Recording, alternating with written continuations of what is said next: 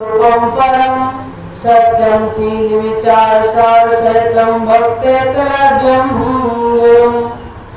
मिथ्यावाद विहीन बोधजनकम सत्य सदा तिष्ठतम तम लीलाव्रत विग्रहम यत्वरम वंदे कबीरम परम वंदे कबीरम परम अहम शुद्ध चैतन्य ज्ञानम स्वरूपम अजरम अमरम अखंडम अनुपम नवाशीष अपना तुझे करूं बंदगी धीर पारक में रोते रहे सतगुरु सर्वकबीर। परम पूज्य संत सम्राट संपूर्ण मानव जात को सत्य पथ पर चलाने वाले सदगुरु कनिष्ठा जी, उसी ज्ञान की धारा को हमारे हृदय में बहाने वाले सदगुरु सामंतराज जी, इस आश्रम के मुख्य महंत देव नारायण शास्त्री जी, मंसूरी राजस्थान से आए हुए बनवारी साहब जी, जैसे गंगानगर से आए हुए भूलो साहब जी एवं पंचासीन आने संत मुझे सबके नाम नहीं पता है। सभी संतों को बंदगी भक्त सादा को ममता मेरी माताएं बहने एवं छोटे बच्चे, आज सत्संग का दूसरा दिवस है। कल भी रात 12 बजे तक सत्संग हुआ था। हम परसों से आए हुए इस आश्रम पर और यहाँ के महंत जी का सरल स्वभाव, रहनी, साधना क्षेत्र में और भक्तों के प्रति सेवा भाव देखकर हृदय में बहुत ही प्रसन्नता हुई और बहुत कुछ सीखने को मिला। वाणी से बोलना और उस वाणी को अपने हृदय में आत्मसात करना, इन दोनों शब्दों में बहुत बड़ा अंतर होता है। हमारी कथनी और करनी दोनों जब बराबर हो जाती हैं तब जीवन में आनंद आता है। नहीं, जब तक वाणी ही निकालते रहते हैं और हम अपने व्यक्तित्व में कोई और शब्द उतारते नहीं है तब तक नहीं। कहते हैं कि एक बार आप अपनी वाणी से कुछ न बोले, समझदार व्यक्ति आपका शरीर, बॉडी लैंग्वेज, मेरा शरीर एक एक शब्द को बोलता है कि सामने वाला व्यक्ति किस व्यक्तित्व का है। यदि जरा सी पाप की दृष्टि है तो हमारी आंखें बोलती हैं। कल हमारे साथ चर्चा हो रही थी, आप कमरे में बैठे, तुम्हारे पास दृष्टि कई एक प्रकार की होती है। तिरछी देखने वाला, आसमान की तरफ देखने वाला, जमीन की तरफ देखने वाला और प्रत्यक्ष सामने रूबरू आंखों से आपको पिलाने वाला। तो वाणी नहीं बोल रहा है, उसकी दृष्टि बता देती है कि आपके अंदर क्या खिचड़ी पक रही है, क्या चल रहा है, क्या विचार चल रहे हैं। घर के सदस्य बता देते हैं, माता पिता बच्चे को देख के बता देते हैं और कहते हैं क्या बेटा क्या बात है। बेटा कहता है माँ कोई बात नहीं, मैंने तो कुछ कहा नहीं कि तुझे कहने की जरूरत नहीं, तुझे मैंने 9 महीने पेट में रखा, 3 साल तक तुझे बोलता नहीं था, तब तेरे एक एक स्वभाव को, एक एक तेरी नस नस से वाकिफ है, तुझे बोलने की जरूरत नहीं है। हम सब समझ लेते हैं तेरे शरीर का ढांचा देखकर, तेरी तिरछी नजर देखकर, तू माता पिता से आज नाराज है कि आज प्रसन्न है, आज क्या चाहता है, आज किसके लिए आगे पीछे घूम रहा है, तुझे कहने की जरूरत नहीं है।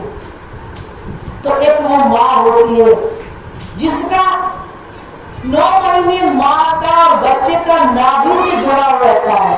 माँ की नाभि और बच्चे की नाभि दोनों जुड़ी हुई होती हैं, तो उस माँ को उस बच्चे के पल पल का पता रहता है। और वही कि गर्भ ज्ञान ही मोक्ष है।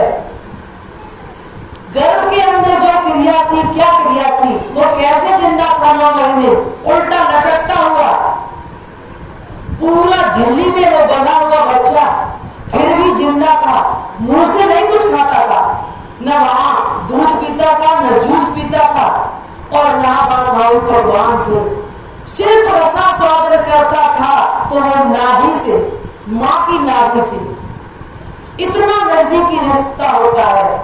यदि आप किसी भी व्यक्ति से नजदीकी रिश्ता जीवन में बनाना चाहते हो तो लौट के फिर नाभि पर ही आ जाओ। नाभि केंद्र जहां से मेरी श्वासा उठती है, मेरा शरीर नाभि से ठीक आधा ऊपर होता है और ठीक आधा नीचे होता है। अब हमारी वृत्ति ऊर्ध्वगामी बनाना है या निम्नगामी बनाना है, ये आपके ऊपर निर्भर करता है। तो जो अपने दिन में दिनचर्या करते हुए, सारे कार्यों को करते हुए अपनी स्थिति में रहता है, जो मां के गर्भ में मुंह से न कुछ खाते पीते भी 9 महीने तक स्वस्थ था, बढ़ता भी था, बाल भी बढ़ते थे, सब कुछ उसमें अपना जिंदा भी था वो बच्चा। अब अपने आप को अपने उसी जगह लौट के आओ। जब तक आपकी श्वास चलने में, बैठने में, दौड़ने में और क्रोध करते समय और भोग वासनाओं के समय आप स्वयं अवलोकन किया करो कि मेरी श्वास की चाल क्या कह रही है। इस श्वास की चाल को स्थिर करना ये एक शरीर का डायकोमीटर है। थर्मामीटर होता है बुखार नापने का, किलोमीटर होता है ये जमीन की नापने का, मीटर होता है कपड़े को नापने का, और श्वास की गति मेरी मनोवृत्ति को नापने की होती है कि मेरी श्वास की गति जितनी शांत होगी, ये एक दिखावटी एक सामने प्रत्यक्ष मीटर है, उतना ही हम शांत हैं। क्रोध के समय अपनी श्वास की गति को नापना, चेक करना कि उस वक्त श्वास तेज तेज चलती है, दौड़ के आते हैं और चाल होती है, बैठे हुए और चाल है, और साधना के समय, ध्यान के समय उस श्वास की और चाल है। इस गति को समझना है। अभी आप यहां बैठे हो, ऊँग रहे हो, नींद आ रही है तो कोई शब्द सुनाई नहीं देंगे। बैठने का तरीका भी है सत्संग सुनने का। बचपन में मेरी माँ कहती थी कि ध्यान करते समय और पढ़ते समय रीढ़ की हड्डी को सीधा रखो, जबकि मेरी माँ पढ़ी लिखी नहीं थी। ऐसे हजारों सूत्र वो चलते फिरते पकड़ा देती थी कि ये पकड़ लो। गुरुदेव तो मुझे 20 वर्ष की बात है, 19 वर्ष की अवस्था में मिले, उससे पहले उनके ये सूत्र थे कि पढ़ाई करते समय बच्चा रीढ़ की हड्डी को सीधा रखो, ताकि तुम्हारी श्वास की गति बहुत ही शांति के साथ आनंदमय चले। श्वास की गति सही चलेगी, मनोवृत्ति सही रहेगी, और जिस कार्य को करोगे उस कार्य में आपका मन लगेगा, वो कार्य सफल होगा और सामने वाले व्यक्ति पर उस कार्य का प्रभाव पड़ेगा। कोशिश करो या सत्संग में बैठने वाले अपनी रीढ़ की हड्डी को, मेरुदंड को सीधा करके बैठे, ताकि सब अपना अनुभव सुनाते हैं।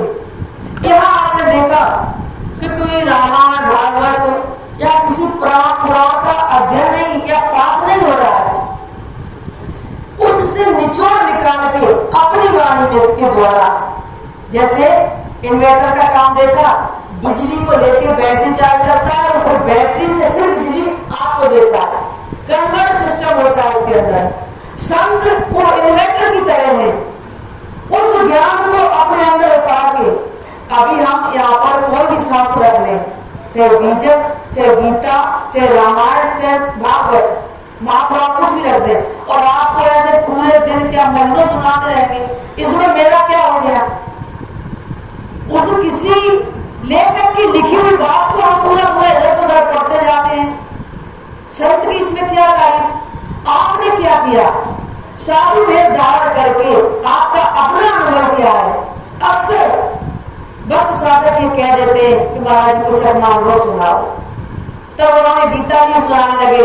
साधक कहता है साहब जी ये गीता को हम भी खरीद के लाकर पढ़ सकते हैं, आप इसका सार समझा दो अपने शब्दों में, आपने इसको क्या समझा है? सदगुरु कबीर साहब ने अपने बीजक ग्रंथ में, बीजक पर 150 से 10 लोग पीएचडी कर रहे हैं। कबीर साहब जैसे एक वैज्ञानिक संत अभी तक इस संसार में कोई पैदा नहीं हुए, शायद हुए हो तो मुझे जानकारी नहीं हो। संत बहुत हैं, इसी ज्ञान को बताने वाले कई साल से पहले महात्मा बुद्ध भी हुए, जिन्हें बुद्धत्व को प्राप्त हुए, और उन्होंने सबसे पहले सभी आडंबरों का खंडन किया है, मूर्त पूजा का खंडन किया है, जातवाद का खंडन किया है, आडंबरवाद का खंडन किया है, और तमाम चीजों का खंडन किया है। लेकिन सदगुरु कबीर साहब एक ऐसे वैज्ञानिक संत हुए जिनकी किसी भी बात को आज दिन तक काटने की किसी की क्षमता नहीं है, लेकिन कबीर साहब को समझ नहीं पाते। बीजक में उन्होंने शुरू से लेकर अंत तक सब कुछ, सारे शास्त्रों का निचोड़ उसमें लिख दिया, छोटे से मूल ग्रंथ बीजक में। लेकिन हम कहाँ अटक जाते हैं कि एक तो उसमें 4 मुख वाणी है, जीव मुख, माया मुख, ब्रह्म मुख और गुरु मुख। बहुत लोग इसी को लग जाते हैं कि उन्होंने साथी कही, अब उन्होंने किस मुख में कही। हम लोग कहते थे कि कभी साथ में भी तो कहा कि ऐसा करो, लेकिन उन्होंने ऐसा किसके लिए करना बताया है कि साथी आखी ज्ञान की समझ देव मनमान बिन साथी संसार का झगड़ा झगड़ा। साथी किसे कहा गया है? साथी कहा गया है साक्षी भाव को। और साक्षी भाव कब पैदा होता है? साक्षी भाव पैदा होगा केवल बीजक पढ़ने से नहीं। सारी पुस्तकें आपकी मार्केट में उपलब्ध हैं, फिर आज दिन तक कोई भी बच्चा बाजार से लाई हुई पुस्तक को पढ़कर घर पे डिप्लोमा होल्डर क्यों नहीं हुआ? वो किसी भी उच्च पद पर प्रोफेसर नहीं बन सकता है। उसके लिए उसे विद्यालय में एडमिशन लेना पड़ेगा। गुरु, शिक्षक, अध्यापक, टीचर, प्रोफेसर, लेक्चरर, इनकी शरण में जाना पड़ेगा। बीजक क्या कहता है, इसको समझने के लिए आपको गुरु की शरण में जाना पड़ेगा। साथी आपकी ज्ञान की ज्ञान, मेरे अंदर साक्षी भाव कब पैदा हो?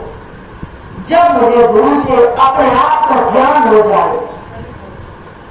दृष्टि, सामने से आती हुई एक महिला, स्त्री, एक पुरुष देखता है और उसके अंदर वासना पैदा हो जाती है कि बहुत सुंदर स्त्री आ रही है, इसको अपना पत्नी बना ले, इससे विवाह कर ले। जैसे वो और नजदीक आती है तब पहचान में आता है कि ये तो मेरी बहन है। जब इसका ज्ञान जैसे ही हुआ वैसे ही विचार बदल गए, वासना खत्म हो गई और बहन के जाकर पैर छू लिए, कहा चलो गई। ये क्या हुआ? दृष्टि तो पहले भी थी, सामने वाली महिला भी वही थी, लेकिन उस वक्त मुझे ज्ञान नहीं था। और जब ज्ञान हुआ कि ये मेरी बहन है तो तुरंत उसकी विचारधारा बदल गई, साकी आखी ज्ञान की। जब ज्ञान होता है तब मेरे अंदर साक्षी भाव पैदा होता है, समझ देख मनमान।